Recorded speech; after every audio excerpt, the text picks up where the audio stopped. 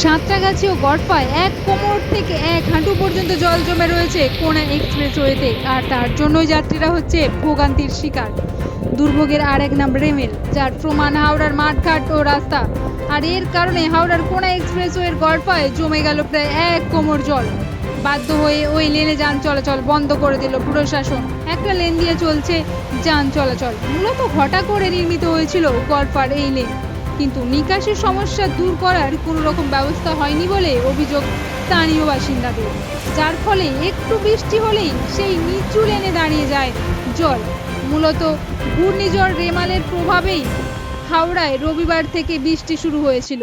সময় যত পেরিয়েছে বৃষ্টি দেখিয়েছে তার ধ্বংসাত্মক রূপ, আর তার ফলে সপ্তাহের প্রথম কাজের দিন রীতিমতো বেসামাল অবস্থায় হাওড়ার জনজীবন।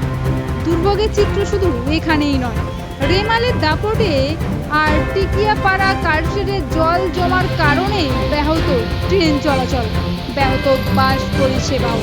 তার ফলে বৃষ্টিকে উপেক্ষা করে যারা বাইরে বেরিয়েছিল তারা রীতিমতো নাজেহাল হয়েছেন সোমবার সকাল থেকে। হাওড়ার সাঁতরাগাছি বাস স্ট্যান্ডের সাবওয়ের নিচে জল দাঁড়িয়ে গিয়েছে। রাস্তা পারাপারের জন্য মানুষদের এখানে লাইন দিতেও দেখা গেল। রামরাজাতলা উত্তর হাওড়াতে দুর্ভোগের চিত্রটা ঠিক একই রকম। সোমবার সকাল থেকেই এই দুর্যোগের চিত্র হাওড়ার প্রায় সর্বত্রই দেখা গেল। বৃষ্টিকে কাছে পেয়ে একদিকে যেমন কবির কলমে ফুটে উঠেছে সৃষ্টির রূপ, অন্যদিকে প্রবল বৃষ্টি দেখিয়ে দিয়েছে সৃষ্টি ধ্বংস দুটোই।